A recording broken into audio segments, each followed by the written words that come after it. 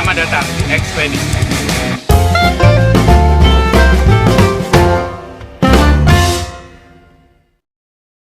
Assalamualaikum kawan-kawan semua. Selamat datang di podcast review buku Ekspedisi. Di video kali ini kita akan mereview mengulas tuntas sebuah buku yang berjudul Sebuah Seni Untuk Bersikap Bodoh Amat. Nah, penasaran kan kalian isinya apa? Langsung saja.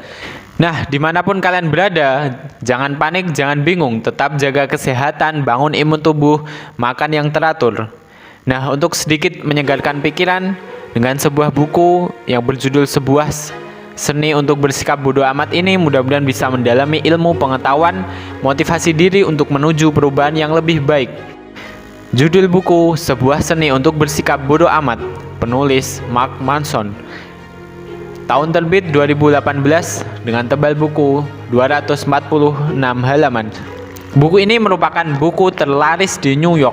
Penulisnya adalah Mark Manson, seorang blogger terkenal dengan berjuta pembaca. Buku ini merupakan buku self-improvement yang mengulas fakta-fakta seputar kehidupan sosial. Ketika membaca buku ini, saya berpikir bahwa buku ini akan membawa menuju manusia individualisme yang cuek akan segala sesuatu hal. Hingga saya penasaran mengapa buku ini seperti menjadi buku terlaris di New York. Apa spesialnya? True story, buku ini menceritakan tentang Charles Bukowski, seorang pecandu alkohol, senang bermain perempuan, pejudi, kronis, kasar, kikir, dan tukang utang. Ia bercita-cita menjadi seorang penulis. Karya Bukowski selalu ditolak oleh hampir seluruh majalah.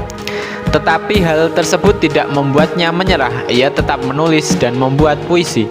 Tumpukan kertas-kertas semakin menggunung yang berisi penolakan, cacian tentang karyanya. 30 tahun berjalan tanpa arti, hampir seluruh waktunya dalam bayang-bayang alkohol, narkoba, judi, dan pelacuran. Hingga pada usia 50 tahun seorang editor penerbit menaruh minat yang aneh terhadap dirinya. Sampai akhirnya ia sukses dengan novel pertama, Post Office, didedikasikan untuk tak seorang. Popularitasnya melampaui harapan setiap orang. Walaupun ia sudah sukses, ia tetap menjadi dirinya sendiri, minum alkohol, menggunakan narkoba, main perempuan, dan lain sebagainya. Sukses tidak mengubah hidupnya menjadi pribadi yang lebih baik. Baginya, cuek dan masa bodoh adalah cara sederhana untuk mengarahkan kembali ekspektasi hidup dalam memilih apa yang penting. Karena pada intinya hidup hanyalah rentetan masalah yang tidak ada ujungnya. Dengan novel ini adalah kisah nyata dari hidupnya yang selalu diterpa oleh kencangan badai. Dan karena itulah ia menjadi semakin kuat dalam meraih cita-cita. Itulah mengapa bersikap bodoh amat adalah kunci untuk menyelamatkan diri dan dunia. Dan tidak mengambil pusing ketika mempunyai masalah dan merasa buruk, itu artinya kamu sudah memutuskan lingkaran setan. Kematian juga menjadi alasan kenapa kita harus bersikap cuek dan bodoh amat, karena kita dan orang yang kita kenal akan meninggal suatu saat nanti. Oleh karena itu, jika kita memperdulikan suatu tanpa mempertimbangkan yang matang, maka hidup kita akan kacau. Pada pembahasan True Story, Mark mengajak kita untuk berpikir secara analogi dan realistis.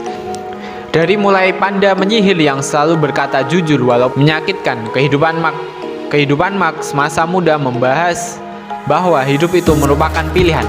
Buku ini benar-benar berbeda dan buku-buku self-improvement lainnya.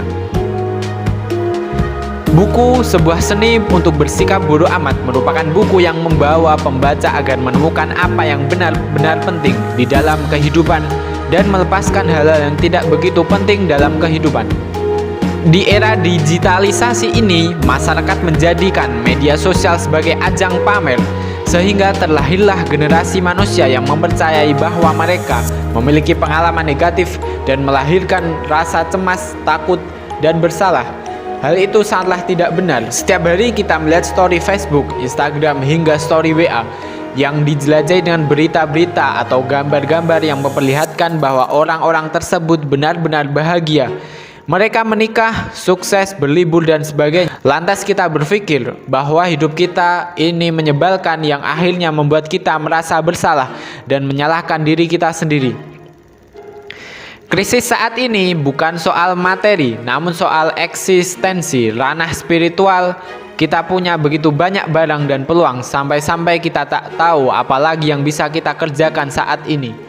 Oleh sebab itu, mengapa kita harus memiliki sikap bodoh amat? Inilah mengapa bersikap bodoh amat adalah kuncinya. Inilah alasan mengapa itu menyelamatkan dunia. Dan kuncinya adalah kita tidak bisa menerima bahwa dunia ini benar-benar keparat. Dan itu tidak apa-apa karena memang seperti itu dan seperti itu adanya. Dengan tidak ambil pusing ketika Anda merasa buruk seperti Anda memutuskan lingkaran setan pada halaman 9. Lebih lanjut, Manson memaparkan yang dimaksud dengan bodoh amat. Masa bodoh atau bodoh amat artinya memandang tanpa gentar tantangan yang paling sulit dalam kehidupan dan mau mengambil suatu letak. Kekuatan buku ini ada dalam isinya. Isinya sangat padat mengulas tentang fakta-fakta kehidupan yang nyeleneh.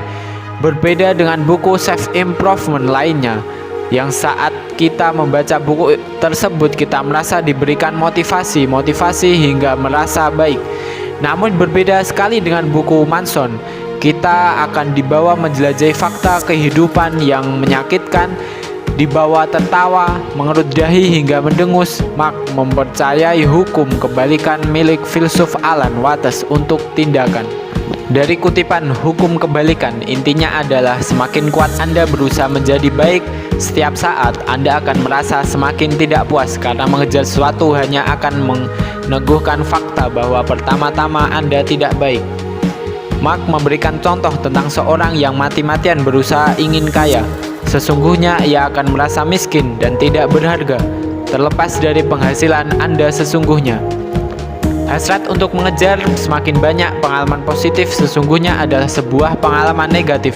Sebaliknya, secara paradoksal, penerimaan seorang terhadap pengalaman negatif justru merupakan sebuah pengalaman positif.